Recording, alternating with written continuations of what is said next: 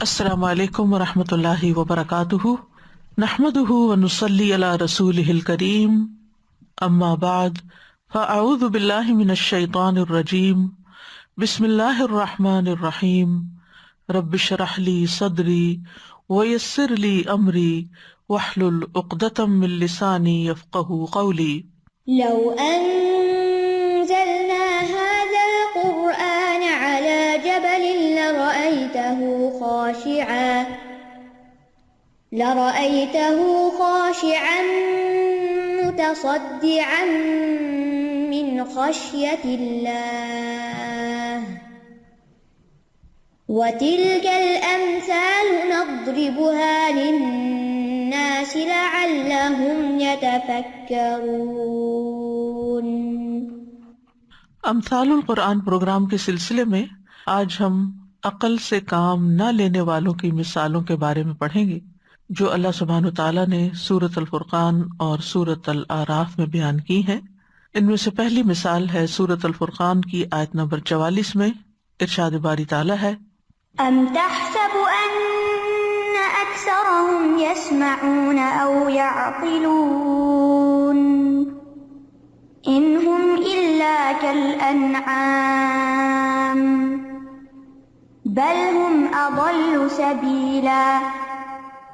یا آپ یہ سمجھتے ہیں کہ بے شک ان کے اکثر سنتے ہیں یا سمجھتے ہیں، وہ تو بالکل چوپایوں کی طرح ہیں، انعام کی طرح ہیں، بلکہ راستے کے اعتبار سے ان سے بھی زیادہ بھٹکے ہوئے ہیں۔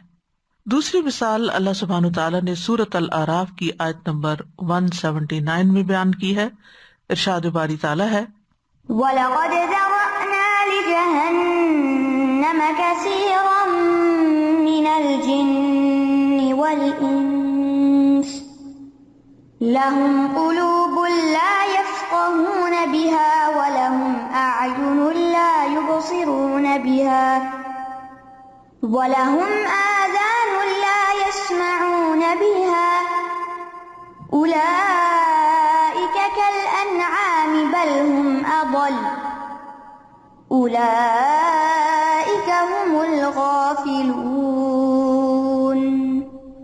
اور یقیناً ہم نے بہت سے جنوں اور انسانوں کو جہنم کے لیے پیدا کیا ہے، ان کے دل ہیں جن کے ساتھ وہ سمجھتے نہیں، ان کی آنکھیں ہیں جن کے ساتھ وہ دیکھتے نہیں، اور ان کے کان ہیں جن سے وہ سنتے نہیں۔ یہی لوگ چوپایوں کی طرح ہیں، بلکہ ان سے بھی زیادہ گمراہ ہیں، یہی لوگ ہیں جو غافل ہیں۔ سب سے پہلے ہم سورۃ الفرقان کی آیت کا انالیسس کریں گے۔ سورۃ الفرقان میں اللہ کے ساتھ کفر کرنے والوں، اللہ سبحانہ تعالیٰ کو نہ پہچاننے والوں کی گمراہی کا بیان ہے، اور انہیں جانوروں سے تشبیہ دی گئی ہے۔ اس سے پہلے کی آیات میں اللہ تعالیٰ نے کفار کے طرح طرح کے اعتراض کا ذکر کیا ہے۔ 19واں پارہ جہاں پر شروع ہوتا ہے وہاں ان لوگوں کا قول نقل کیا گیا، وقال الذین لا یرجون لقاءنا لولا انزل علینا الملائکۃ او نری ربنا لقد استکبروا فی انفسہم واتوا عتوا کبیرا۔ اور جو لوگ ہماری ملاقات کی توقع نہیں رکھتے وہ کہتے ہیں ہم پر فرشتے کیوں نہیں اتارے جاتے، یا ہم اپنے رب کو اپنی آنکھوں سے کیوں نہیں دیکھ لیتے۔ یقیناً انہوں نے اپنے دل میں تکبر کیا اور سرکشی کی، بہت بڑی سرکشی۔ پھر انہوں نے یہ اعتراض بھی کیا، وقال الذین کفروا لولا نزل علیہ القرآن جملۃ واحدہ، وہ کہتے ہیں کہ اس پر یعنی رسول پر قرآن ایک ہی بار اکٹھا کیوں نہیں نازل کر دیا گیا۔ اس کے بعد اللہ سبحانہ تعالیٰ نے سابقہ اقوام جیسے فرعون، قوم نوح، عاد اور سمود کی ہلاکتوں کا ذکر کیا جنہوں نے اللہ کی آیات کا انکار کیا تھا، تو اللہ تعالیٰ نے ان کو عبرتناک سزا دی۔ اس کے بعد فرمایا وَكُلًّا ضَرَبْنَا لَهُ الْأَمْثَالَ وَكُلًّا تَبَّرْنَا تَتْبِيرًا، ہر ایک کے لیے ہم نے مثالیں بیان کی، یعنی طرح طرح سے سمجھایا ان کو، اور ہر ایک کو ہم نے ہلاک کر دیا، پوری طرح ہلاک کرنا، یعنی ان کی حالت بیان کی جا رہی ہے کہ کس طرح وہ نبی صلی اللہ علیہ وسلم کا، آپ کے پیغام کا، قرآن کی آیات کا انکار کرنے والے، بلکہ الٹا ہر بات پر اعتراض کرنے والے تھے۔ اور پھر بھی اللہ تعالیٰ نے ان کو سمجھایا کہ دیکھو انکار کرنے والوں کا انجام کیا ہوا، لیکن وہ سمجھ کے نہ دیے۔ تو پھر اللہ سبحانہ تعالیٰ نے ان کی حالت بیان کی کہ یہ عذاب شدہ بستیوں سے گزرتے بھی ہیں پھر بھی نصیحت حاصل نہیں کرتے، بلکہ الٹا نبی صلی اللہ علیہ وسلم کا مذاق اڑاتے ہیں۔ تو جب ساری حجتیں تمام ہو گئیں تو پھر ان کی حالت پہ تبصرہ کیا گیا کہ یہ نہ سنتے ہیں نہ سمجھتے ہیں، عقل ہی نہیں رکھتے، یہ تو جانوروں سے بھی گئے گزرے ہیں۔ یعنی جس شخص کو قرآن کی آیات، کائنات کی نشانیاں، رسول کی موجودگی، رسول کا سمجھانا، پچھلی قوموں کے حالات بتا کر سمجھانا، مثالیں دے کر سمجھانا، یہ سب کچھ سمجھ نہ آئے تو پھر اس کی عقل کا ماتم ہی کیا جا سکتا ہے کہ پھر اس کے اندر عقل ہی نہیں ہے۔ تو یہاں پر فرمایا ام تحسبوا، کیا آپ سمجھتے ہیں، ان اکثرہم یسمعون او یعقلون، کہ ان کی اکثریت سنتی سمجھتی ہے۔ تحسب کا لفظ حسب یحسب سے ہے، جس کا مطلب ہے گمان کرنا یا خیال کرنا۔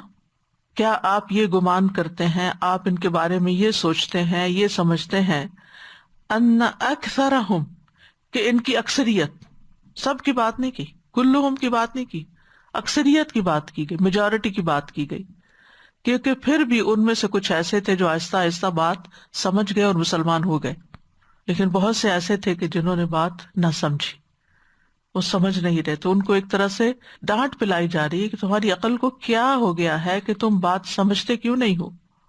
ان اکثرہم یسمعون، سنتے ہیں، یسمعون کا لفظ سمع سے، سمع سننے کی قوت کو بھی کہتے ہیں اور کان کو بھی کہتے ہیں۔ یہاں مراد یہ ہے کہ وہ سنتے ہیں، یعنی اپنی اس قوت سے، اس فیکلٹی سے جو اللہ نے ان کو عطا کی ہے اس مقصد کے لیے، اس سے یہ کام لیتے ہیں، لیکن یہ کام نہیں لیتے۔ اسی لیے سورۃ البقرہ میں اللہ تعالیٰ نے فرمایا ختم اللہ علی قلوبہم وعلی سمعہم، کہ اللہ نے ان کے دلوں اور ان کے کانوں پر مہر لگا دی، وعلی ابصارہم غشاوۃ، اور ان کی آنکھوں پہ پردہ پڑ چکا ہے۔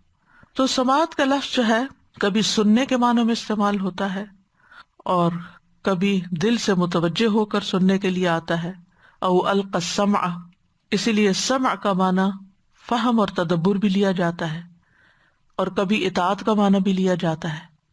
مثلا انسان کہتا ہے اسمع ما اقول لک، میری بات سمجھنے کی کوشش کرو، یعنی سنو، یعنی سمجھنے کی کوشش کرو۔ بعض اوقات ہم کہتے ہیں تم نے سنا ہی نہیں، میں نے کیا کہا تم نے نہیں سنا، یعنی تم نے سمجھا نہیں۔ تو سننا بمعنی سمجھنا بھی ہوتا ہے۔ قرآن مجید میں ہے وَإِذَا تُتْلَى عَلَيْهِمْ آيَاتُنَا قَالُوا قَدْ سَمِعْنَا لَوْ نَشَاءُ لَقُلْنَا، اور جب ان کو ہماری آیتیں پڑھ کر سنائی جاتی ہیں تو کہتے ہیں یہ کلام ہم نے سن لیا ہے، اگر چاہیں تو ہم بھی اس طرح کا کلام کہہ سکتے ہیں۔ تو یہاں اس آیت میں یسمعون سے مراد ایسا سننا ہے جس سے بات سمجھ میں آئے، یعنی سماع تفہم، سمجھنے والا سننا، ایسا سننا کہ جو سمجھ آئے۔ او یعقلون، یا عقل سے کام لیتے ہیں۔ عقل اس قوت کو کہتے ہیں جو قبول علم کے لیے تیار رہتی ہے، یعنی جو کہیں سے بھی کوئی انفارمیشن لیتی ہے تو اس کو قبول کر لیتی ہے، سمجھ لیتی ہے، جان لیتی ہے۔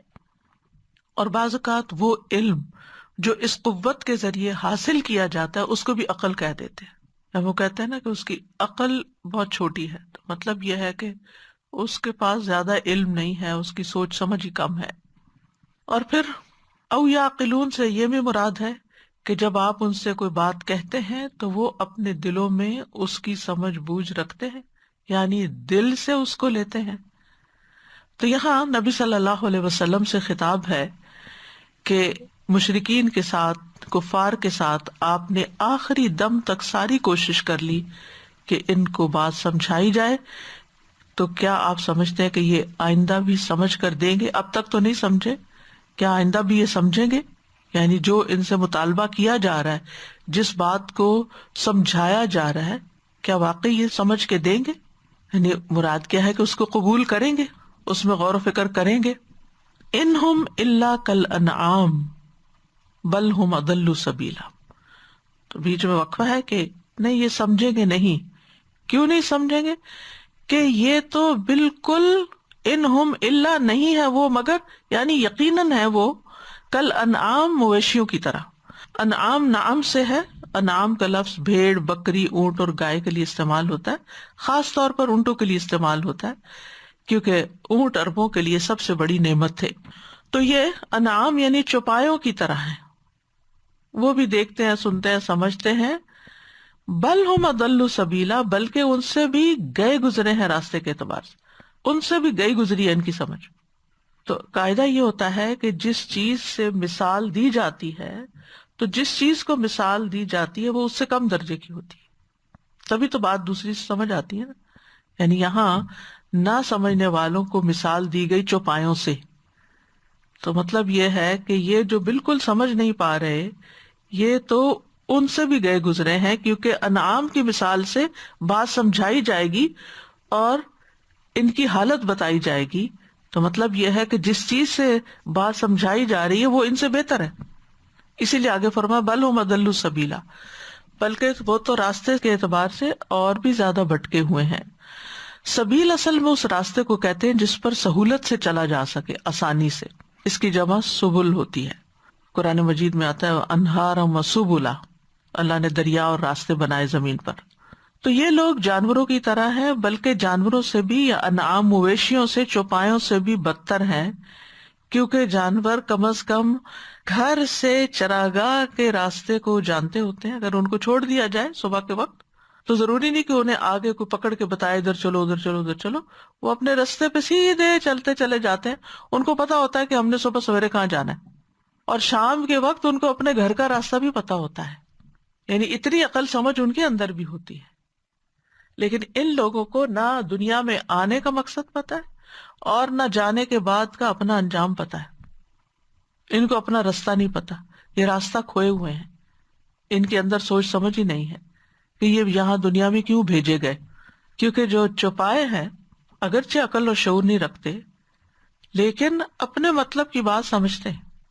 انہوں نے کیا کھانا ہے کیا نہیں کھانا. چوپائے کے آگے آپ گوشت رکھے وہ نہیں کھائے گا، اس کو سمجھ ہے کہ یہ میں نے نہیں کھانا.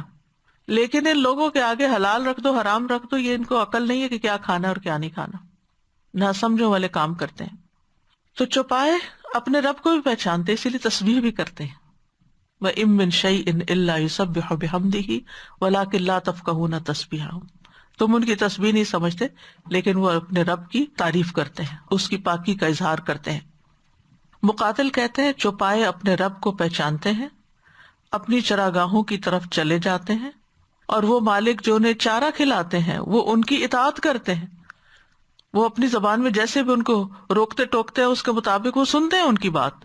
یہ انسان نہ اطاعت کرتے ہیں نہ رب کو پہچانتے ہیں کہ انہیں کس نے رزق دیا، کس نے انہیں پیدا کیا. ان کو یہ اتنی معمولی سی بات بھی سمجھ نہیں آتی، تو پھر ان کی عقل کیا عقل ہے. چوپائے کے پاس عقل نہیں، پھر بھی وہ اپنے کام جانتا ہے. مگر انسان کے پاس تو عقل اور شعور سب کچھ ہے، لیکن استعمال نہیں کرتا، لہٰذا وہ ان سے بھی گیا گزرا ہے. چوپایوں کو جس مقصد کے لیے پیدا کیا جاتا ہے وہ اسے سر انجام دے رہے ہیں، لیکن یہ لوگ اپنے مقصد سے غافل ہیں. چوپائے اپنی کیپیسٹی میں اللہ کی عبادت کرتے ہیں، وَلِلَّهِ يَسْجُدُ مَن فِي السَّمَاوَاتِ وَالْأَرْضِ، لیکن یہ لوگ اللہ کی عبادت نہیں کرتے. چوپائے اللہ کو ایک مانتے ہیں، لیکن یہ نہیں مانتے، یہ اس کے ساتھ شرک کرتے ہیں، حالانکہ ان کی طرف رسولوں کو بھیج کر حجت تمام کی گئی ہے. ابن واحدی لکھتے ہیں الوجیز میں بل ہم اضل سبیلا، اس کی تفسیر کرتے ہوئے کیونکہ جانور اس آدمی کے فرما بردار ہوتے ہیں جو ان کا خیال رکھتے ہیں، جبکہ یہ کافر اپنے آقا اور مالک کی اطاعت نہیں کرتے جس نے ان پر سارے انعام کیے. زمخشری کہتے ہیں، مفسر ہیں وہ بھی، اگر آپ کہیں کہ انہیں جانوروں سے زیادہ بھٹکا ہوا کیوں قرار دیا ہے، یعنی انہیں جانور بھی نہیں کہا گیا بلکہ جانوروں سے بھی زیادہ بھٹکا ہوا قرار دیا گیا، تو اس کی وجہ یہ ہے کہ جو ان جانوروں کو گھاس کھلاتے ہیں، ان کی دیکھ بھال کرتے ہیں، تو یہ جانور اپنے مالکوں کے فرما بردار ہوتے ہیں. ان کو پتا ہوتا ہے کہ ان کے ساتھ کون اچھا سلوک کرتا ہے، ان کا احسان مانتے ہیں، اور کون ان کے ساتھ بدسلوکی کرتا ہے. جانور ان چیزوں کو لیتے ہیں جو ان کے لیے فائدے کی ہوتی ہیں، اور ان چیزوں سے بچتے ہیں جو نقصان کی ہوتی ہیں. ان کو اپنے فائدے اور نقصان کا نہیں پتا کہ اللہ کی عبادت کے لیے پیدا کیے گئے اور اسی میں ان کا فائدہ ہے، اور اللہ کی طرف جانا ہے جہاں سزا جزا ہے، لیکن یہ اپنی سزا اپنے انجام سے غافل ہے. وہ کہتے ہیں کہ جانور اپنی چراگاہ اور اپنے پانی کی گھاٹ کو بھی پہچانتے ہیں، یعنی پانی پینے کے لیے انہیں پتا ہوتا ہے کس طرف جانا ہے، جبکہ یہ مشرک اللہ کے احسان کو نہیں جانتے اور اپنے دشمن کو بھی نہیں پہچانتے. ان دشمن کون ہے؟ شیطان ہے. اور پھر یہ بھی مانا ہے کہ یہ اجر سے بھی غافل ہیں کہ اچھے کام کرنے کا اجر کیا ہوگا، اور سزا سے بھی غافل ہیں اور حق کا راستہ نہیں پاتے۔ جانور اپنے رب کو پہچان کر جو اس کی تسبیح کرتے ہیں، قرآن مجید سورۃ الاسراء میں آتا ہے تسبح له السماوات السبع والارض ومن فیہن وان من شیء الا یسبح بحمدہ ولکن لا تفقہون تسبیحہم انہ کان حلیما غفورا۔ ساتوں آسمان اور زمین اس کی تسبیح کرتے ہیں اور وہ بھی جو ان میں ہے، اور کوئی بھی چیز ایسی نہیں مگر وہ اس کی حمد کے ساتھ اس کی تسبیح کرتی ہے، لیکن تم ان کی تسبیح کو سمجھتے نہیں ہو۔ بے شک وہ ہمیشہ سے بے حد بردبار، نہایت بخشنے والا ہے۔ داؤد علیہ السلام کے ساتھ پہاڑوں اور پرندوں کا تسبیح کرنا ہم سب کو معلوم ہے۔ تسبیح داؤد علیہ السلام کرتے تھے اور وہ ساتھ شریک ہو جاتے تھے، یعنی داؤد علیہ السلام اللہ تعالیٰ کا ذکر جب کرتے ہو بلند آواز سے تو پہاڑ اور پرندے اور باقی چیزیں ان کے ساتھ شریک ہو جاتی اور ان کے ساتھ ساتھ دہراتے، جیسے سورۃ الانبیاء میں آتا ہے وَسَخَّرْنَا مَعَ دَاوُودَ الْجِبَالَ يُسَبِّحْنَ وَالطَّيْرَ، اور ہم نے داؤد کے ساتھ پہاڑوں کو مسخر کر دیا اور پرندوں کو جو تسبیح کرتے تھے۔ پھر اسی طرح یہ کہ جانور اپنی زندگی کا مقصد سمجھتے ہیں کہ اللہ نے انہیں کس کام کے لیے پیدا کیا، لہٰذا وہ کام کرتے ہیں۔ مثلا ایک بیل کو معلوم ہے کہ وہ کس کام کے لیے پیدا ہوا ہے۔ ایک حدیث میں آتا ہے جو صحیح بخاری میں ہے، نبی صلی اللہ علیہ وسلم نے فرمایا بنی اسرائیل میں سے ایک شخص بیل پہ سوار ہو کے جا رہا تھا کہ بیل نے اس کی طرف دیکھا اور اس سوار سے کہا میں اس لیے نہیں پیدا ہوا، مجھے تو کھیتی باڑی کے لیے پیدا کیا گیا۔ اب یہ بیل کا بولنا اور پھر نبی صلی اللہ علیہ وسلم کو اس کی خبر دیا جانا، تو اس سے کیا بات پتہ چلتی ہے کہ جانوروں کو بھی جس کام کے لیے پیدا کیا گیا نا، انہیں پتا ہے کہ ہم کس کام کے، یعنی اپنا مقصد زندگی پتا ہے۔ لیکن جس انسان کو اپنا مقصد زندگی نہیں پتا وہ تو پھر بیل سے بھی گیا گزرا۔ جانور رسول اللہ صلی اللہ علیہ وسلم کو بھی پہچانتے تھے۔ وما ارسلناک الا رحمۃ للعالمین میں ساری چیزیں آ جاتی ہیں، آپ سب کے لیے رحمت بنا کے بھیجے گئے تھے۔ مسند احمد کی روایت ہے، جابر بن عبداللہ سے مروی ہے کہ ایک مرتبہ ہم لوگ رسول اللہ صلی اللہ علیہ وسلم کے ساتھ کسی سفر سے واپس آ رہے تھے۔ جب ہم نجار کے ایک باغ کے قریب پہنچے تو پتہ چلا کہ اس باغ میں ایک اونٹ ہے جو باغ میں داخل ہونے والے ہر شخص پہ حملہ کر دیتا ہے۔ لوگوں نے یہ بات نبی صلی اللہ علیہ وسلم سے ذکر کی تو نبی صلی اللہ علیہ وسلم اس باغ میں تشریف لے گئے اور اس اونٹ کو بلایا۔ وہ اپنی گردن جھکائے آپ کی خدمت میں حاضر ہو گیا، آپ کے سامنے آ کے بیٹھ گیا۔ نبی صلی اللہ علیہ وسلم نے فرمایا کہ اس کی لگام لاؤ، اور لگام اس کے منہ میں ڈال کر اونٹ اس کے مالک کے حوالے کر دیا۔ پھر لوگوں کی طرف متوجہ ہو کر فرمایا کہ آسمان اور زمین کے درمیان جتنی چیزیں ہیں سوائے نافرمان جنوں اور انسانوں کے، سب جانتے ہیں کہ میں اللہ کا رسول ہوں۔ تو اس سے کیا پتہ چلتا ہے کہ جانوروں کو بھی پتہ ہے کہ نبی صلی اللہ علیہ وسلم اللہ کے رسول ہیں، تو پھر ان انسانوں کی عقل کو کیا کہے کہ جو آپ کی ساری صفات کو جانتے ہوئے بھی آپ کو رسول ماننے کو تیار نہیں۔ وہ آپ کی بعثت کو بھی جانتے ہیں کہ آپ مبعوث ہوئے ہیں۔ مسند احمد کی روایت ہے، ابو سعید خدری کہتے ہیں کہ ایک بھیڑیے نے ایک بکری پر حملہ کر دیا، یعنی ولف نے، اور اس کو پکڑ کے لے گیا۔ چرواہا اس کے پیچھے گیا اور اس سے بکری چھین لی۔ وہ بھیڑیا اپنے دم کے بل بیٹھ کے کہنے لگا تم اللہ سے نہیں ڈرتے کہ تم نے مجھ سے میرا رزق جو اللہ نے مجھے دیا تھا چھین لیا۔ چرواہا کہنے لگا تعجب ہے، ایک بھیڑیا اپنی دم پہ بیٹھ کر مجھ سے انسانوں کی طرح بات کر رہا ہے۔ وہ بھیڑیا کہنے لگا میں تمہیں اس سے زیادہ تعجب کی بات نہ بتاؤں؟ محمد صلی اللہ علیہ وسلم یثرب میں لوگوں کو ماضی کی خبریں بتا رہے ہیں۔ جب وہ چرواہا اپنی بکریوں کو ہانکتا ہوا مدینہ پہنچا تو اپنی بکریوں کو کسی گوشے میں جمع کیا اور خود رسول اللہ صلی اللہ علیہ وسلم کی خدمت میں حاضر ہوا اور سارا واقعہ سنایا۔ رسول اللہ صلی اللہ علیہ وسلم کے حکم پر الصلاۃ جامعۃ، یعنی نماز کے لیے اکٹھے ہو جاؤ، اس کی مرادی کرا دی گئی، مسجد میں لوگوں کو اکٹھا کیا گیا۔ اذان کا ٹائم نہیں تھا اس لیے یہ الفاظ بولے گئے۔ جیسے اب بھی کبھی آپ کا حرم میں جانے کا اتفاق ہو تو وہاں پر جب صلاۃ استسقاء پڑھی جاتی ہے یا کوئی اور نماز کا ٹائم نہ ہو تو اسی طرح کی آواز لگاتے ہیں۔ بہرحال پھر آپ صلی اللہ علیہ وسلم اپنے گھر سے نکلے اور چرواہے سے فرمایا کہ لوگوں کے سامنے یہ واقعہ بیان کرو. تو اس نے سارا واقعہ جو اس کے ساتھ پیش آیا تھا جنگل میں وہ بیان کیا. تو رسول اللہ صلی اللہ علیہ وسلم نے اس کی تصدیق کی. آپ نے فرمایا اس نے سچ کہا. تو کبھی کبھی اللہ سبحانہ وتعالیٰ ایسی چیزیں دکھاتے ہیں انسانوں کو بطور معجزہ. اس کو نبی صلی اللہ علیہ وسلم کے معجزات میں شمار کیا جا سکتا ہے کہ آپ کے لیے جو بات اس طرح کی بھیڑیا بول کر کہہ رہا ہے. تو اس سے یہ پتہ چلتا ہے کہ ضروری چیزوں کی عقل سمجھ جو اللہ چاہتا تھا ان سے کہ وہ سمجھے وہ ان کو معلوم ہے اور وہ سب سمجھتے ہیں، لیکن سرکش انسان اور جن اس سے غافل ہے. تو بہرحال اللہ سبحانہ تعالیٰ نے یہاں جو مثال بیان کی ہے اس سے یہ واضح کیا ہے کہ کفار کی حد کو پہنچی ہوئی گمراہی کی وجہ سے ان کی عقل اور سماعت سلب کر لی گئی ہے. اب وہ مویشیوں کی طرح ہے جو آواز پکار کے سوا کچھ نہیں سنتے، بہرے ہیں، گنگے ہیں، اندھے ہیں، ان کو کچھ سمجھ نہیں آتا. فہم لا یعقلون، جیسے سورۃ البقرہ کی آیت نمبر 171 میں ہم پڑھ چکے ہیں. منافقین کے لیے کہا کہ فہم لا یرجون، کفار کے لیے کہا لا یعقلون، یعنی ان کو کچھ سمجھ ہی نہیں آتی. منافق جو تھے وہ سمجھ گئے تھے لیکن دنیا کی محبت میں نکل گئے دین سے اور پھر واپس نہیں پلٹنے کے تھے. تو اس کا یہ مطلب نہیں کہ جسمانی معذوری تھی کوئی ان کو، کہ ان کی عقل کام نہیں کرتی تھی یا ان کے کان کام نہیں کرتے تھے، ایسا نہیں تھا. اصل بات یہ ہے کہ ان سے توفیق چھین لی گئی تھی ان کی حرکتوں کی وجہ سے.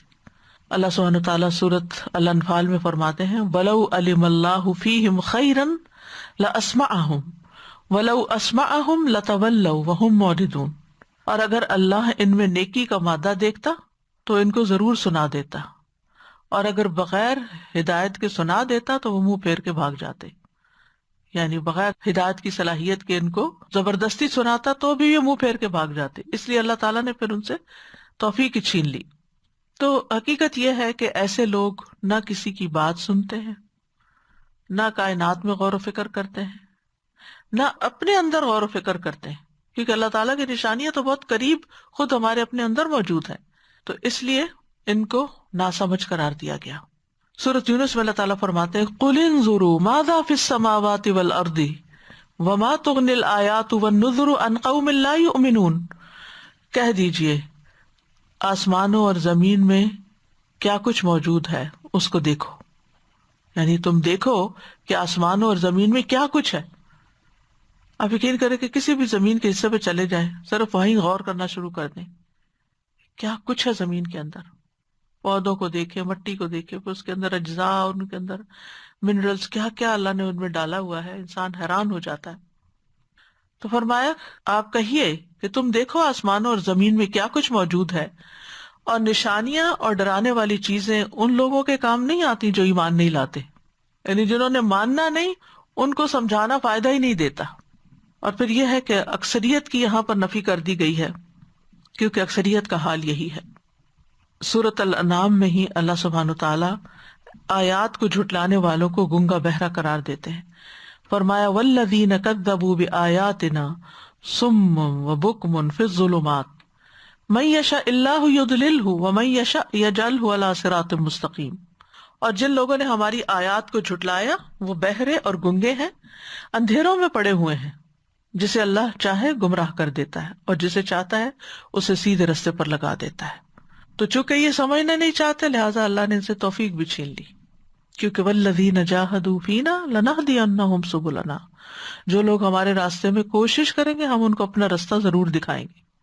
اب ہے دوسری مثال وَلَقَدْ ذَرَأْنَا لِجَهَنَّمَ كَثِيرًا مِنَ الْجِنِّ وَالْإِنسِ لَهُمْ قُلُوبٌ لَا يَفْقَهُونَ بِهَا وَلَهُمْ أَعْيُنٌ لَا يُبْصِرُونَ بِهَا وَلَهُمْ آذَانٌ لَا يَسْمَعُونَ بِهَا أُولَئِكَ كَالْأَنْعَامِ بَلْ هُمْ أَضَلُّ أُولَئِكَ هُمُ الْغَافِلُونَ. اور البتہ تحقیق ہم نے بہت سے جنوں اور انسانوں کو جہنم کے لیے پیدا کیا. ان کے دل ہیں جن کے ساتھ وہ سمجھتے کوئی نہیں، ان کی آنکھیں ہیں جن سے وہ دیکھتے نہیں، اور ان کے کان ہیں جن سے وہ سنتے نہیں. یہی لوگ چوپایوں کی طرح ہیں بلکہ ان سے بھی زیادہ گمراہ. یہی لوگ ہیں جو غافل ہیں. یہ آیت جو ہے یہ سورۃ الاعراف میں آئی ہے, 179 ہے آیت کا نمبر. اس سے پچھلی آیات میں اللہ تعالیٰ نے بہت سے انبیاء کے واقعات کا ذکر کیا ہے.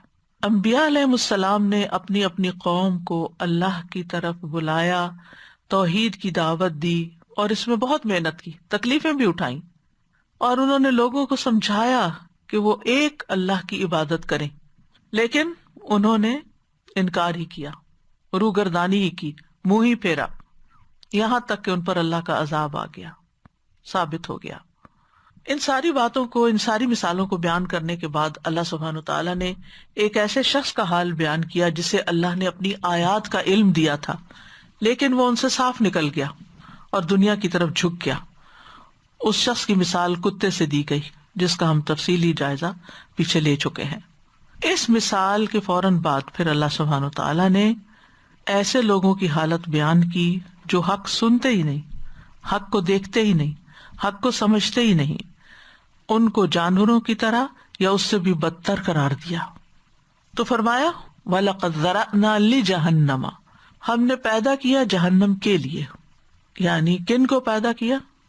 وہ لوگ جو گمراہ ہو چکے ہیں, بھٹک چکے ہیں, شیطان کے پیروکار ہیں. اور ذرا کا مطلب ہوتا ہے پیدا کرنا اور پھیلا دینا.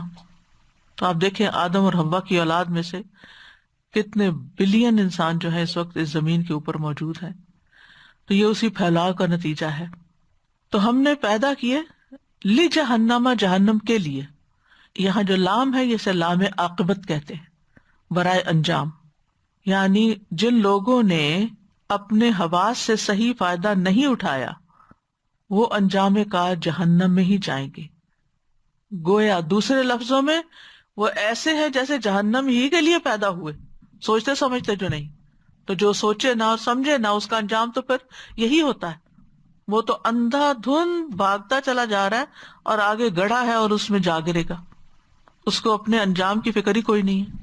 اور یہاں بھی فرمائے کثیر من الجن والانس, انسانوں اور جنوں کی اکثریت ہوگی ایسی جو جہنم میں جائے گی. جن کا لفظ جو ہے اس کی جمع جنہ ہے. انسان کے مقابلے میں جتنی بھی روحانی مخلوقات ہیں جو انسان کے حواس سے چھپی ہوئی ہیں ان کو جن کہا جاتا ہے. کچھ نیک ہوتے ہیں, کچھ بد ہوتے ہیں. نیک جو ہیں جیسے فرشتے, اور بد جو ہیں جیسے شیطان, اور کچھ درمیانے ہوتے ہیں اوساط, بعض نیک اور بعض بد. اور انس کا لفظ جو ہے انسی سے ہے, وہ چیز جو بہت مانوس ہو, اور ہر وہ چیز جس سے انس حاصل کیا جائے وہ بھی انسی کہلاتی. انسان چونکہ فطرت میں کچھ اس طرح کا واقع ہوا ہے کہ اس کا گزارا میل جول کے بغیر نہیں ہوتا, اسے باہم انس چاہیے ہوتا ہے, اسی لیے اس کو انسان کہا گیا. اور اس بات کو آپ اچھی طرح سمجھتے ہیں اس لاک ڈاؤن میں کہ پابندیوں کے باوجود لوگوں نے عید کے موقع پر ڈرتے چھپتے کسی نہ کسی طرح ملاقاتیں کی, گویا گزارا ہی نہیں تھا اس کے بغیر, عید ہی نہیں اس کے بغیر. تو میں یہ کہہ رہی کہ رول توڑ کے بہت اچھا کیا, لیکن کہنے کا مطلب یہ ہے کہ یہ انسان کی فطرت میں وہ دوسروں سے انس پاتا ہے. اسی لیے نقصان سے بچنے کے جو 4 طریقے بتائے گئے, وَالْعَصْرِ إِنَّ الْإِنسَانَ لَفِي خُسْرٍ إِلَّا الَّذِينَ آمَنُوا وَعَمِلُوا الصَّالِحَاتِ وَتَوَاصَوْا بِالْحَقِّ, ایک دوسرے کو سمجھانا, وَتَوَاصَوْا بِالصَّبْرِ. ایمان اور عمل صالح انفرادی عمل ہے, لیکن باقی 2 کام جو ہے یہ اجتماعی عمل ہے, دوسرے انسانوں کے ساتھ مل کے ہوتے ہیں, کیونکہ یہ سوشلائزنگ انسان کی ضرورت ہے, اس کے بغیر وہ رہ نہیں سکتا. اور بعض یہ کہتے ہیں کہ اس کو اس لیے انسان کہا گیا ہے کہ اسے جس چیز سے محبت ہوتی ہے اسی سے مانوس ہو جاتا ہے, اسی کے قریب ہونے لگتا ہے, اس لیے اسے انسان کہا جاتا ہے. اور بعض کہتے ہیں کہ انسان کی اصل انسیان پر بروزن افعالان, اور انسیان جو ہے یہ نسیان سے ہے, یعنی چونکہ انسان اپنے عہد کو بھول گیا تھا اس لیے اس کو انسان کہا گیا. یا انس سے ہے یا نسیان سے ہے, دونوں بھی ہو سکتے ہیں. تو یہاں پر یہ جو کہا گیا نا کہ اللہ تعالیٰ نے کچھ لوگوں کو جہنمی کے لیے پیدا کیا, مطلب یہ کہ اللہ تعالیٰ کو اپنے علم کے مطابق پتا تھا کہ یہ لوگ دنیا میں جا کے کیا کریں گے. رسول اللہ صلی اللہ علیہ وسلم نے فرمایا بے شک اللہ عز و جل نے آدم کو پیدا کیا، پھر اپنا دایاں ہاتھ ان کی پشت پر پھیرا اور ان سے ان کی اولاد کو نکالا، پھر فرمایا انہیں میں نے جنت کے لیے پیدا کیا ہے اور یہ جنتیوں والے عمل کریں گے، پھر ان کی پشت پر ہاتھ پھیرا اور ان سے ان کی اولاد کو نکالا، فرمایا انہیں میں نے دوزخ کے لیے پیدا کیا ہے اور یہ دوزخیوں والے عمل کریں گے۔ تو ایک آدمی نے کہا اللہ کے رسول صلی اللہ علیہ وسلم تو پھر عمل کیوں کریں؟ تو آپ نے فرمایا بلا شبہ اللہ عز و جل نے جب بندے کو جنت کے لیے پیدا کیا تو اسے جنت والے عمل کرنے کی توفیق بھی دیتا ہے، اسے جنت والے عمل کروا لیتا ہے، حتیٰ کہ وہ جنتیوں والے اعمال میں سے عمل کرتے ہوئے مر جائے گا تو اللہ انہی اعمال کی وجہ سے اس کو جنت میں داخل کرے گا، اور جب کسی بندے کو آگ کے لیے پیدا کیا تو اسے دوزخیوں والے عمل کرواتا ہے، حتیٰ کہ دوزخیوں والے اعمال میں سے عمل کرتے ہوئے مر جائے گا تو اللہ اسی کے سبب اسے آگ میں ڈال دے گا۔ تو مطلب یہ ہے کہ اللہ تعالیٰ کے اپنے مکمل علم جو اول سے آخر تک ہر چیز کا علم رکھتا ہے، اور حکمت اور مشیت کے تحت جو چاہا بنایا، جیسے چاہا بنایا، تو اس میں ہمیں اعتراض کرنے کی گنجائش نہیں ہے کہ کیوں اللہ نے کچھ لوگوں کو ایسا بنا دیا اور کچھ کو ویسا بنا دیا۔ وہ اللہ تعالیٰ کو پتا تھا کچھ لوگوں کو میں آزادی دوں گا بھی تو وہ اس کو ایسے استعمال نہیں کریں گے کہ میری حدیں ہی توڑ جائیں، اور کچھ لوگوں کو نہیں بھی دوں گا تو بھی وہ خرابیاں پھیلائیں گے۔ تو بہرحال جنت والوں کو جنتی کاموں کی توفیق ملتی رہتی ہے اور جہنمیوں کو جہنم والے اعمال کی توفیق ہوتی ہے۔ سوال یہ پیدا ہوتا ہے کہ جنوں اور انسانوں کی اکثریت جہنم میں کیوں ہے؟ اس کی وجہ یہ ہے کہ جنوں اور انسانوں کو اللہ نے دل اور دماغ دیے تھے اس لیے کہ وہ غور و فکر سے کام لیں، آنکھیں دی تھی کہ ان نشانیوں کو دیکھیں، کان اس لیے دیے تھے کہ اللہ کا کلام سنیں، حق کی باتیں سنیں، لیکن ان میں اکثریت ایسی تھی جس نے اللہ کی عطا کردہ نعمتوں کو صحیح طور پہ استعمال نہیں کیا اور ان سے اتنا ہی کام لیا جتنا بس حیوان لیتے ہیں، اور اس کے نتیجے میں گمراہ ہوئے، انجام جہنم ہوا۔ اور یہ ہم جانتے ہیں کہ اسباب اختیار کرنا انسان کے اپنے اختیار میں ہے، اور اسی وجہ سے ان کو جنت یا جہنم ملے گی، اور ان اسباب کو اختیار کرنے کے نتائج کیا ہوتے ہیں وہ صرف اللہ کو پتا ہے، کیونکہ اللہ سبحانہ و تعالیٰ نے انسان کو پیدا کیا، اسباب بھی اللہ نہیں بنائے۔ اس آیت سے یہ بھی پتا چل رہا ہے کہ انسانوں کے علاوہ جنات بھی اللہ کی عبادت کے مکلف ہیں، اور ان کو بھی سوچ سمجھ دی گئی، وہ بھی انسانوں کی طرح کی مخلوق ہے لیکن انسانوں کو نظر نہیں آتے، ان کے لیے بھی اللہ کی عبادت اور ان کے لیے بھی ہدایت کا راستہ واضح کیا گیا ہے۔ وجہ کیا ہے؟ لہم قلوب لا یفقہون بہا، یہ کیوں جہنم میں جائیں گے؟ کیونکہ ان کے دل تو ہیں لیکن ان سے یہ سمجھتے نہیں۔ قلب الشیء کا مطلب ہوتا ہے کسی چیز کو پھیرنا، ایک حالت سے دوسری کی طرف پلٹا دینا، الٹ پلٹ کرنا۔ قلب الثوب کہتے ہیں کپڑے کو الٹنا، قلب الانسان کہتے ہیں انسان کو اصل رستے سے پھیر دینا۔ قرآن میں آتا ہے وَإِلَيْهِ تُقْلَبُونَ، تم اسی کی طرف لوٹائے جاؤ گے، پھیرے جاؤ گے۔ رسول اللہ صلی اللہ علیہ وسلم نے فرمایا قلب کو قلب اس لیے کہتے ہیں کہ وہ پلٹتا رہتا ہے، الٹ پلٹ ہوتا ہے، اور دل کی مثال تو اس پر کی سی ہے جو کسی درخت کے تنے کے ساتھ لٹکا ہوا ہو اور ہوا اسے الٹ پلٹ کرتی رہتی ہو، کبھی سیدھا کبھی الٹا۔ اور پھر یہاں یفقہون کا لفظ استعمال ہوا ہے، فقہ یعنی حاضر علم سے غائب تک پہنچنا، یہ عام علم سے زیادہ خاص ہے، جیسے سورۃ النساء میں آتا ہے نا فَمَا لِهَٰؤُلَاءِ الْقَوْمِ لَا يَكَادُونَ يَفْقَهُونَ حَدِيثًا، ان لوگوں کو کیا ہو گیا کہ بات بھی نہیں سمجھ سکتے، یعنی ان کے دل خیر اور ہدایت کو نہیں سمجھتے، کائنات میں بکھری نشانیوں کو نہیں دیکھتے، سورج چاند ستاروں کو نہیں دیکھتے، سمندر کی مخلوق کو نہیں دیکھتے، اللہ نے کیا کچھ پیدا کیا ہے۔ تو جو لوگ کھلے دل رکھتے ہیں، روشن آنکھیں رکھتے ہیں، وہ ان ساری چیزوں سے ہدایت پاتے، یہ سب کچھ ان کے ایمان میں اضافہ کرتا ہے، لیکن دوسرے لوگ وہ اس سے عاری ہوتے ہیں۔ وَلَهُمْ أَعْيُنٌ لَا يُبْصِرُونَ بِهَا، ان کے لیے آنکھیں ہیں دیکھتے نہیں، یعنی ہدایت کا راستہ نہیں دیکھتے، آنکھوں سے اس طرح نہیں دیکھتے کہ دیکھنا فائدہ مند ہو، یعنی آنکھیں دیکھ رہی ہیں لیکن اس سے بصیرت نہیں ہے ان کے اندر، آنکھوں سے فائدہ نہیں اٹھا رہے جو ان کو بھیانک انجام سے بچا سکے۔ وَلَهُمْ آذَانٌ لَا يَسْمَعُونَ بِهَا، ان کے کان ہیں سنتے کوئی نہیں، یعنی قرآن کی بات نہیں سنتے، رسول کی بات نہیں سنتے، نیکی اور ہدایت کی بات نہیں سنتے، اس کے لیے ان کے دل بند ہیں، کان بند ہیں۔ اور یہاں پر مراد اس سے کیا ہے کہ وہ کانوں سے اس طرح نہیں سنتے کہ ان کے دلوں میں اصل بات کا صحیح مطلب آ جائے، یعنی بات پوری طرح صحیح معنوں میں سمجھے۔ یہاں ایک بڑی اہم بات ہے کہ سوچنے سمجھنے کی فیکلٹی کو دل کی طرف منسوب کیا گیا ہے، اور اس کے بارے میں کچھ ریسرچ کی گئی تو یہ بات سامنے آئی کہ سائنس نے اس بات کو کنفرم کیا ہے کہ the heart is stronger than the brain, heart is more powerful than the brain, the heart is about 100,000 times stronger electrically. Heart is about 100,000 times stronger electrically and up to 5,000 times stronger magnetically than the brain. یعنی دماغ کی نسبت ہمارا دل جو ہے یہ زیادہ طاقتور ہے، زیادہ فنکشن کر سکتا ہے، زیادہ سوچ سمجھ سکتا ہے، اور اس پر بہت دلچسپ ریسرچز ہوئی ہیں۔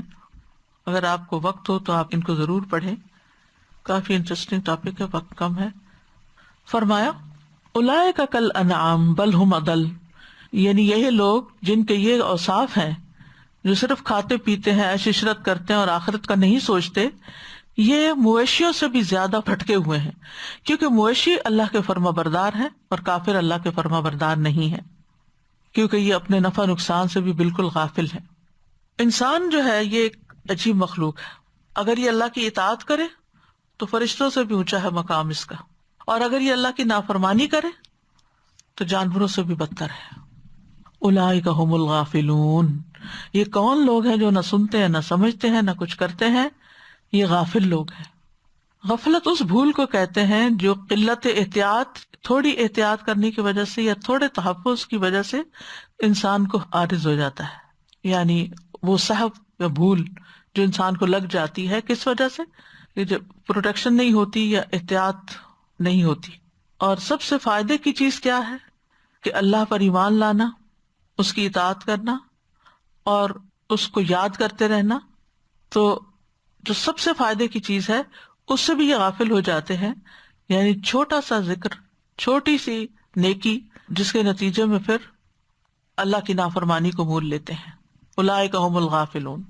تو بیسیکلی دونوں مثالیں جو ہیں، ان سے جو باتیں ہمیں سمجھ میں آتی ہیں وہ کچھ یوں ہے کہ سب سے پہلے یہ کہ یہ کان، آنکھ، دل اللہ کی نعمتیں ہیں، ان نعمتوں سے بھرپور فائدہ اٹھانا چاہیے اور عقل سے کام لینا چاہیے۔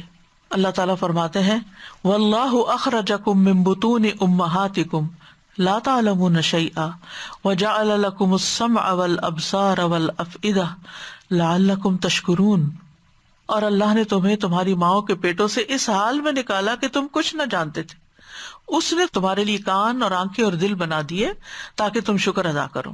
تو اللہ تعالیٰ نے یہ فیکلٹیز جو ہمیں دی ہے یہ کس لیے ہے؟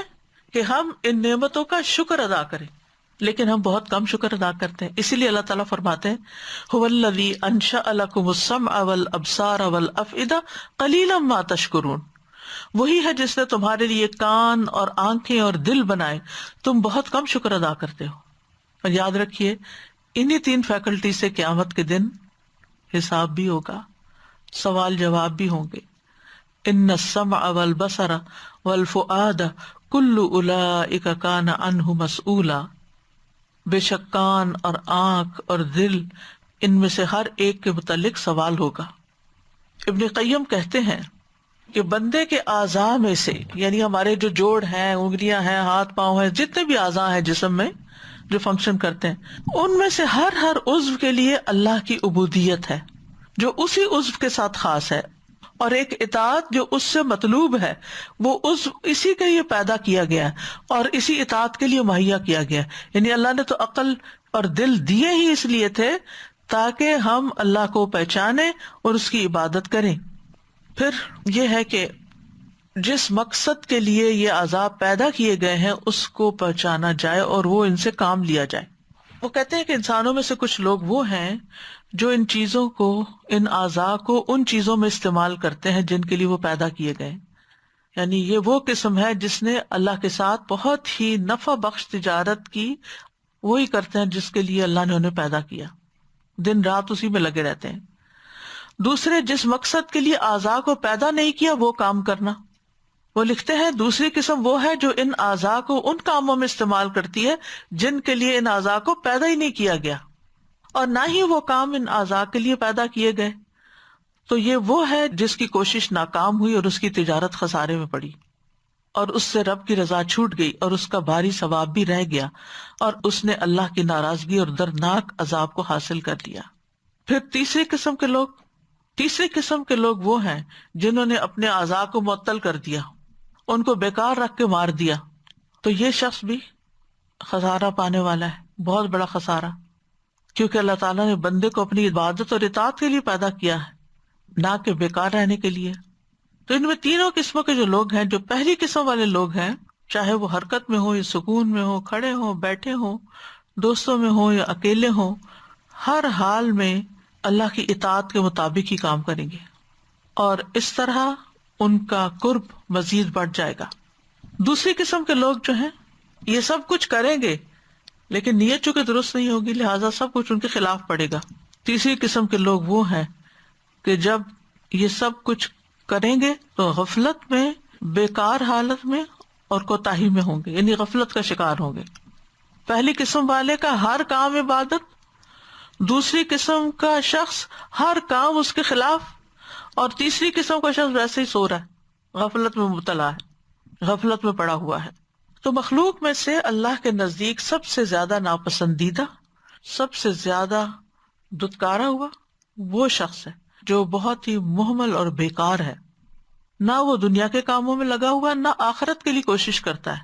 ایسا شخص دنیا میں بھی اور دین میں بھی بوجھ بنا ہوا ہے، زمین پر بوجھ ہے، دنیا والوں پر بھی بوجھ ہے، دین والوں پر بھی بوجھ ہے اور زمین پر بھی بوجھ ہے. اس کے برعکس جو اطاعت کرتے ہیں، اللہ کی فرما برداری کے کام کرتے ہیں، تو ان کی جزا کیا ہے؟ رسول اللہ صلی اللہ علیہ وسلم نے فرمایا، بے شک اللہ تعالیٰ کا ارشاد ہے، جس نے میرے کسی ولی سے دشمنی کی اس کے خلاف میری طرف سے اعلان جنگ ہے، اور میرا بندہ جن جن باتوں کے ذریعے میرا قرب حاصل کرتا ہے ان میں سے کوئی عبادت مجھے اتنی پسند نہیں جس قدر وہ عبادت پسند ہے جو میں نے ان پر فرض کی ہے. میرا بندہ نوافل کے ذریعے سے مجھ سے اتنا قریب ہو جاتا ہے کہ میں اس سے محبت کرنے لگ جاتا ہوں. جب میں اس سے محبت کرنے لگ جاتا ہوں تو میں اس کا کان بن جاتا ہوں جس سے وہ سنتا ہے، اس کی آنکھ بن جاتا ہوں جس سے وہ دیکھتا ہے، اس کا ہاتھ بن جاتا ہوں جس سے وہ پکڑتا ہے، اور اس کا پاؤں بن جاتا ہوں جس سے وہ چلتا ہے. اگر وہ مجھ سے مانگے تو میں اسے دیتا ہوں، اگر وہ مجھ سے پناہ کا طالب ہو تو میں اس کو پناہ دیتا ہوں. میں کسی چیز میں تردد نہیں کرتا جس کو میں کرنے والا ہوتا ہوں. جو مجھے مومن کی جان نکالتے وقت ہوتا ہے، وہ موت کو بوجہ تکلیف پسند نہیں کرتا اور مجھے بھی اسے تکلیف دینا اچھا نہیں لگتا.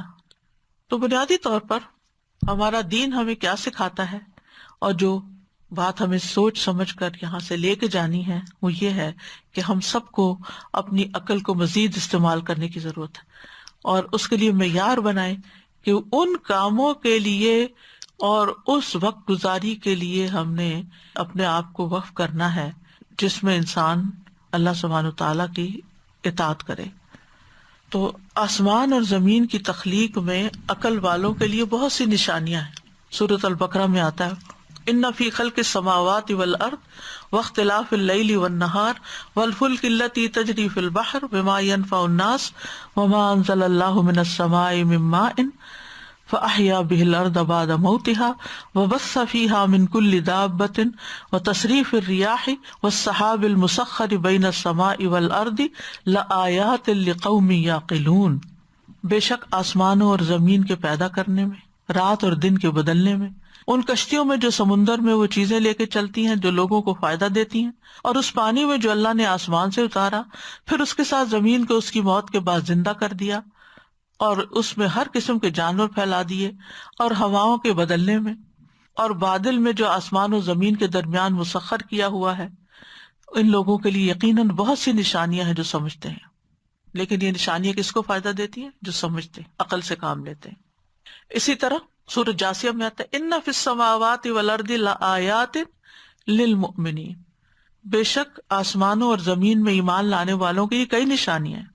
وفی خلقکم وما یبث من دابۃ آیات لقوم یوقنون، خود تمہاری اور ان جانوروں کی پیدائش میں جو اس نے زمین میں پھیلا دیے، یقین کرنے والوں کے لیے بہت سی نشانیاں.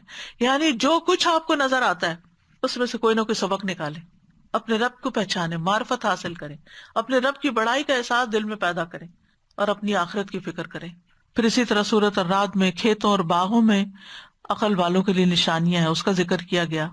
پھر سورۃ یونس میں اللہ تعالیٰ کائنات میں غور و فکر کا حکم دیتے ہیں، قُلِ انظُرُوا ماذا فِي السَّمَاوَاتِ وَالْأَرْضِ، کہہ دیجئے دیکھو تم جو کچھ آسمانوں اور زمین میں ہے۔ اور نشانیاں کس لیے دی گئی؟ تاکہ لوگ سمجھیں اور عقل سے کام لیں۔ قرآن مجید میں البقرہ میں آتا ہے كَذَلِكَ يُبَيِّنُ اللَّهُ لَكُمْ آيَاتِهِ لَعَلَّكُمْ تَعْقِلُونَ، اسی طرح اللہ تمہارے لیے اپنی آیات کھول کھول کے بیان کرتا ہے تاکہ تم سمجھو۔ پھر آل عمران میں كَذَلِكَ يُبَيِّنُ اللَّهُ لَكُمْ آيَاتِهِ لَعَلَّكُمْ تَهْتَدُونَ، اور پھر یہ بھی كَذَلِكَ يُبَيِّنُ اللَّهُ لَكُمُ الْآيَاتِ لَعَلَّكُمْ تَتَفَكَّرُونَ، کہیں تتفکرون ہے اور کہیں تہتدون ہے۔ قرآن مجید بھی اس لیے نازل کیا گیا کہ ہم اس کے اندر غور و فکر کریں، اس کی آیات میں غور و فکر کریں۔ انا انزلناہ قرآنا عربیا لعلکم تعقلون، ہم نے قرآن عربی میں نازل کیا تاکہ تم سمجھ سے کام لو۔ اور قرآن مجید خود تفکر، تبصر اور تذکر کی دعوت دیتا ہے۔ بہت سی ایسی آیات ہیں جن میں ہمیں یہ سبق ملتا ہے کہ ہمیں اپنی عقل کو، غور و فکر کو اس طرح رکھنا چاہیے کہ کل کو ہمیں اس پر کوئی ندامت اور شرمندگی نہ ہو، کیونکہ یہ نعمت جو ہمیں ملی ہے سوچنے سمجھنے کی، یہ دوسرے جانوروں کو نہیں ملی، دوسری مخلوق کو نہیں ملی۔ اور پھر یہ کہ جب ہم کسی کو غور و فکر کی دعوت دیں تو سوالیہ انداز میں۔ اللہ تعالیٰ فرماتے ہیں افلا تعقلون، افلا تتفکرون، افلا تتذکرون، افلا تذکرون، کیا تم سمجھتے نہیں، غور نہیں کرتے، نصیحت حاصل نہیں کرتے، اور آخر میں بھی کیا تم نصیحت نہیں پکڑتے؟ تو نشانیوں سے وہ شخص فائدہ اٹھاتا ہے جس کا دل ہو، لمن کان لہ قلب او القى السمع وهو شہید، اور اس کا دل بھی حاضر ہو اور خود بھی۔ پھر اسی طرح یہ ہے کہ جو لوگ عقل سے کام لیتے ہیں ان کی قرآن مجید میں تعریف بھی بیان کی گئی ہے، اولو الالباب کہہ کے انہیں پکارا گیا ہے۔ سورۃ آل عمران کی آیت نمبر 190 اور 191 میں اس کی تفصیل ملتی ہے کہ عقل والوں کے لیے یقیناً بہت سی نشانیاں ہیں۔ اس کے برعکس جو عقل سے کام نہ لے اس کے لیے بہت سی مذمت بھی ہے۔ عقل سے کام نہ لینے والے ہدایت نہیں پا سکتے، ایمان سے محروم ہیں، قیامت کے دن جہنمیوں کی حسرتیں ہوں گی شدید۔ تو کرنے کے کام کیا ہیں کہ اللہ سبحانہ و تعالیٰ نے ہمارے یہ آنکھیں، کان اور دل، دماغ جس کام کے لیے ہمیں دیا ہے اس میں اس کو لازماً استعمال کریں۔ صرف دنیاوی نفع نقصان کے لیے مت سوچیں جو کہ اکثر ہم کرتے ہیں، جو بڑا فائدہ اور بڑا نقصان ہے اس کے بارے میں سوچیں۔ پھر اسی طرح یہ ہے کہ کونی اور شرعی آیات میں غور و فکر کریں اور جو توحید کے دلائل ہیں ان کو سمجھیں۔ اپنے کانوں سے ہدایت کی بات سنیں، یعنی خود تحقیق کریں، خود سورس تک پہنچنے کی کوشش کریں، قرآن کے مواعظ سنیں تاکہ دل نرم ہو۔ آپس کی محبت اور یگانگت اور ایک دوسرے کا خیال رکھنا، یہ بھی اس سے ہمیں پتہ چلتا ہے، اس سے انسان کے رزق میں برکت ہوتی ہے، اور جو باقی تکلیف دہ چیزیں ہیں ان سے بھی انسان چھٹکارا پا لیتا ہے۔ تو اللہ تعالیٰ سے دعا کرنی چاہیے کہ وہ ہمیں قلب سلیم عطا فرمائے۔ اللہم اہد قلبی وسدد لسانی واسلل سخیمۃ قلبی، اللہم اغسل قلبی بماء الثلج والبرد ونقی قلبی من الخطایا کما نقیت الثوب الابیض من الدنس وباعد بینی وبین خطایایا کما باعدت بین المشرق والمغرب، اللہم متعنی بسمعی وبصری واجعلہما الوارث منی، اللہم اصلح لی سمعی وبصری واجعلہما الوارث منی، اللہم انی اعوذ بک من شر سمعی ومن شر بصری ومن شر لسانی ومن شر قلبی ومن شر منی، سبحان ربک رب العزت عما یصفون وسلام علی المرسلین الحمد للہ رب العالمین۔ لو أنزلنا هذا القرآن على جبل لرأيته خاشعا متصدعا من خشية الله وتلك الأمثال نضربها للناس لعلهم يتفكرون۔ الحمدللہ، ایمان اللہ تعالیٰ نے اس ایسی بڑی طاقت دی انسان کو کہ جیسے ہی ایمان انسان لاتا ہے ویسے شعور بڑھتا چلا جاتا ہے، اور پھر دل بھی اس کا اس طرف لگ پڑتا ہے، اس کے جوارے بھی اس طرح کام کرنے لگ جاتے ہیں۔ تو جتنا ایمان بڑھتا ہے اتنا زیادہ وہ اپنی یہ فیکلٹیز دل، آنکھیں اور کان زیادہ استعمال کرنے لگ جاتا ہے، کیونکہ ایمان اس کو گرو کرنے کی فیسلٹی دیتا ہے اور پھر یہ فیکلٹیز زیادہ سے زیادہ استعمال ہوتی. اللہ ہمیں توفیق عطا فرمائے.